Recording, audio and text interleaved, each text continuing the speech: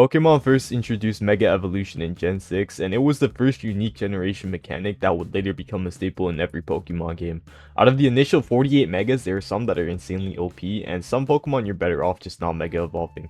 In this video, I've taken it upon myself to rank them all, and we're also going to be mostly ignoring Legends EA because nobody's really used them in traditional competitive play, so it's kind of hard to rank them in comparison to staples like Mega Charizard who've been around for like nearly 12 years. A lot of these Pokemon in their base weren't really anything special, and gaining a Mega Evolution barely made a difference for them. Audino is one of the most notorious examples of this, as the Pokemon has frequently been known to be generally worse off when Mega Evolving.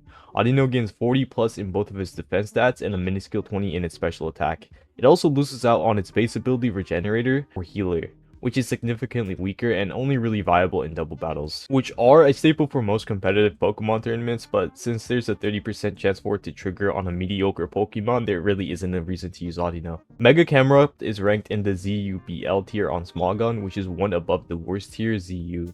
It's essentially too strong for that, but too weak for the next tier, putting it kind of in a weird place. Fire and Ground is 4 times weak to water, and it also has a bunch of other weaknesses.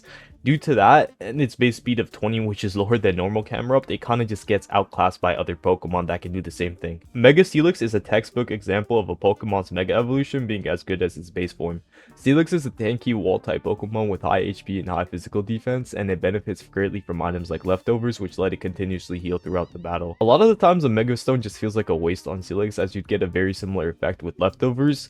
Oh, and its ability is also kind of useless unless you're running a Sand team. At this point, it's also worth mentioning I'm probably not going to go over every Mega in this video just because a lot of them are just going to sound like me repeating myself. Okay, so level 2 is going to be Pokemon that are similarly pretty weak, but they are noticeably upgrades or considerably better than level 1. Mega Pidgeot gains a significant buff to its speed and special attack stat after Mega Evolving, making it a powerful special attacker, and due to its ability No Guard, its base 110 power stab move Hurricane almost never misses, so Hurricane kinda goes crazy with this. But this is also kind of a double-edged sword, as there's moves that can basically just one-shot Pidgeot, such as Stone Edge, Icicle Crash, or even like status effect moves like Toxic that are guaranteed to hit because No Guard makes it so all of his attacks don't miss and any attacks aimed towards him also don't miss. If your opponent happens to have a Mega or a Choice Scarf Pokemon that's faster than Pidgeot and it has one of these stab moves, it's basically just a loss. Mega Glalie is a Pokemon that I really like. Like Glalie in of itself I feel like is just a really cool Pokemon. I just like it for some reason. And its Mega is kind of just comically trash. On paper, it isn't terrible, with 112 in both attack and special attack. Its main issue lies in its speed of 100. It gets outsped by some base Pokemon, and its ability is kind of bid. Basically, all normal type attacks become ice type and gain 1.2 times attack, which isn't terrible, but on Glalie, it just doesn't really do much. The best Glalie set I've seen, which is on Smogon, utilizes Explosion, and like you could probably tell, if a Pokemon is running Explosion in a serious competitive set, it's probably not that good. Mega Absol is the final Pokemon I'm going to mention for this tier. It's a solid upgrade unlike the rest, gaining a very good buff to its attack stats and a solid ability. However, it's primarily held back by the fact that its bulk is lackluster, or like basically just non-existent. Absol has 65 HP and 60 in both of its defense stats, so theoretically, it can work as a sort of fast sweeper, but it's so frail that it basically gets one shot by any sort of serious competitive build. Level 3 is primarily Mega Pokemon that are viable in certain scenarios but can be easily shut down by common threats or have like crippling weaknesses that make them less well-rounded. Mega Sceptile is a strong special attacking sweeper with solid bulk, and after Mega Evolving, Sceptile also gains the Dragon typing, along with the ability Lightning Rod, which isn't a bad ability but it's also kinda niche/difficult to use, especially against opponents that are aware of the ability. And playing with Mega Sceptile is kind of like gambling, because on one hand you have a Pokemon with near 150 in both special attack and speed, but on the other hand you have a 4 times weakness to ice and weaknesses to dragon, flying, bug, fairy, and poison with a pretty mid defense stat.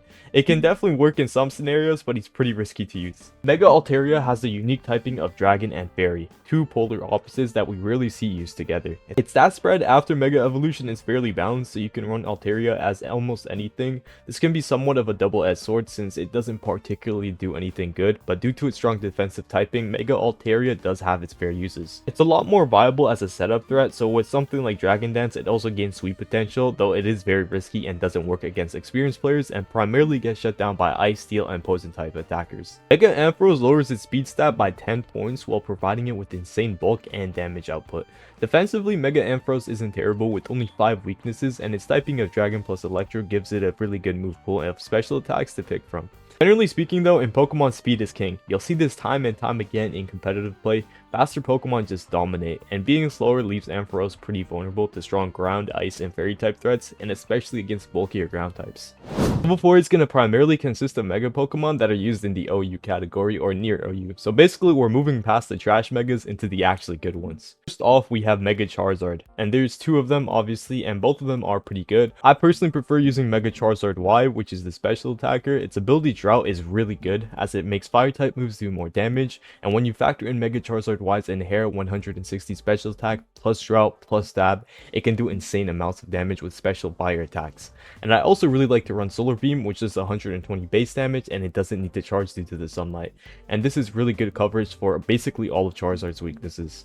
Mega Charizard X has equal physical and special attack, but most people use him as a physical attacker due to his Tough Claws ability, and Mega Charizard X's most commonly used set is this Dragon Dance setup with Flare Blades, which is a really strong physical sweeper. I don't know why I said special, but yeah, it does get outclassed by a few other Pokemon that can do basically like the same thing. Mega Scizor is a competitive OG with 150 base attack and 140 base defense. It also has the ability Technician, allowing Scizor to compensate for its lackluster speed using the priority move Bullet Punch.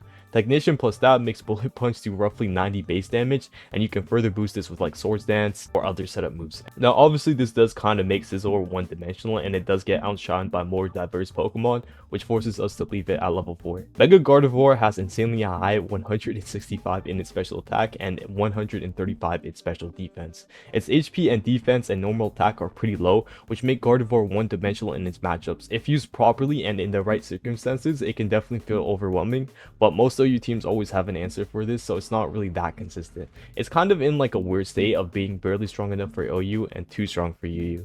Level 5. These are Mega Pokemon that you'll consistently see in OU, and most of these are competitive staples that you guys have probably used before or just seen or won against. This is also where we're going to be starting to see some more pseudo-legendary Pokemon. Mega Metagross has a base stat total of a whopping 700, and this is more than a majority of legendary Pokemon. Its base attack of 145 makes its physical attacks do insane amounts of damage, but the ability Tough Claw further enhances that. Before we talked about Mega Scizor doing 90 damage with Technician plus Stab, Mega Metagross' Stab, Tough Claws, Meteor Mash does 176 base damage, not factoring in the opponent's damages or resistances. Metagross was so broken at one point during ORAS they moved it up to the Ubers category. Mega Salamence is another example of a pseudo-legendary that absolutely dominated OU, and at one point it was so prominent that it got promoted to the Ubers category. At its peak, Salamence was an unstoppable tanky Dragon Dance sweeper. With the ability Aerolite, it turns every normal attack into a flying move. So if you set up Dragon Dance plus Aerolite plus Stab, a double edge from Mega Salamence would be doing roughly 324 base attack damage, which is, you know, a little bit overpowered.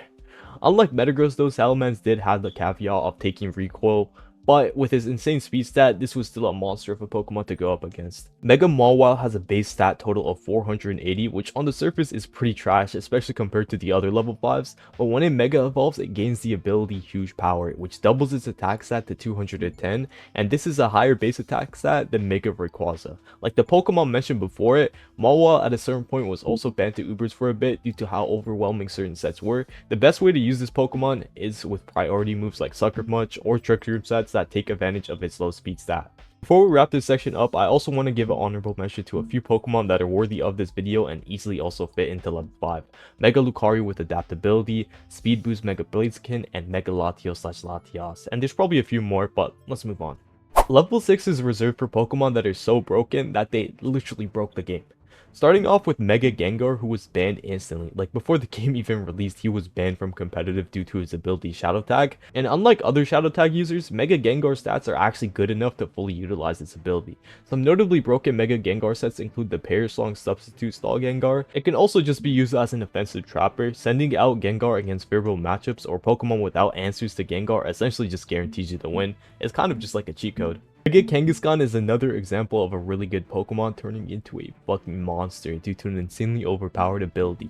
Kangaskhan's base Mega gives it 580 base stat with 125 in attack and 100s across the board, besides for special attack and 5 extra in HP. Mental Bond lets Mega Kangaskhan use damaging moves twice. The second move does do 50% less damage, but if let's say I were to use something like Power Punch, which increases my Pokemon's attack, it would increase my attack 2 times. But it gets even worse than that because you can use something like Seismic Toss, which scales damage off of your level. So at level 100, I would be doing 100 damage with Seismic Toss. The second hit would do 50 damage. So without any repercussion, I could be doing roughly 150 damage for completely free. It also bypasses the move Substitute and health items like Focus Sash. Both Mega Mewtwo's have a whopping base stat total of 780. Mega Mewtwo X specializes in physical attacks, while Mega Mewtwo Y specializes in special attacks. This is especially tricky to go against because you can't tell which set someone's running until they actually Mega Evolve with Mewtwo. Thankfully, both Mega Mewtwo's don't have abilities that are too crazy, but their insane stats easily make up for this. Both Mewtwo's work as sweepers, and a lot of the times they don't really even need to set up in order to destroy someone's team. Put this into perspective, Mega Mewtwo Y can reliably O-code notably tanky Pokemon like Landers and Blissey with a single Psy Strike. Unlike other Pokemon where they have specific gimmicks which make them broken, Mega Mewtwo is kind of just broken. Honorable mentions to Mega Diancie, Primal Groudon, and Primal Kyogre, since I wasn't sure if they really count, since they aren't really Megas, but they're also kind of Megas, but yeah. Mega Rayquaza has a base stat total of 780, similar to both Mega Mewtwo's, but unlike both Mega Mewtwo's, and basically every other Mega, Rayquaza Mega evolves by using the move Dragon Ascent, which is already an insane advantage since it lets Rayquaza actually hold an item, but that's not the only insane thing about Mega Rayquaza. Its ability Gentle Stream serves as a weather condition which completely eliminates its flying type weaknesses to Ice, Rock, and Electric, and it increases Rayquaza's flying type attacks damage. It's also impossible to remove as long as Rayquaza is on the field. Stab plus Delta Stream makes Dragon Ascent do roughly 239 damage, and then we can just factor in an item like Life Orb and its damage goes up to 311. And this isn't even factoring in setup moves like Dragon Dance, and Rayquaza's base attack being 180. It just doesn't have any reliable counters either, and the only way people really deal with Mega Rayquaza was through revenge killing it with a faster Choice Scarf Pokemon, and even then it had reliable counterplay due to extreme speed hitting incredibly hard with that 180 base attack stat, and like if Mega Rayquaza basically gets off a single Dragon Dance, it's basically just game over. Mega Rayquaza was so overpowered that it became the first official Pokemon to create its own tier, being the Anything Goes tier. This was my very first video on this channel. Any and all feedback is appreciated, and if you guys did happen to enjoy, make sure to like and subscribe.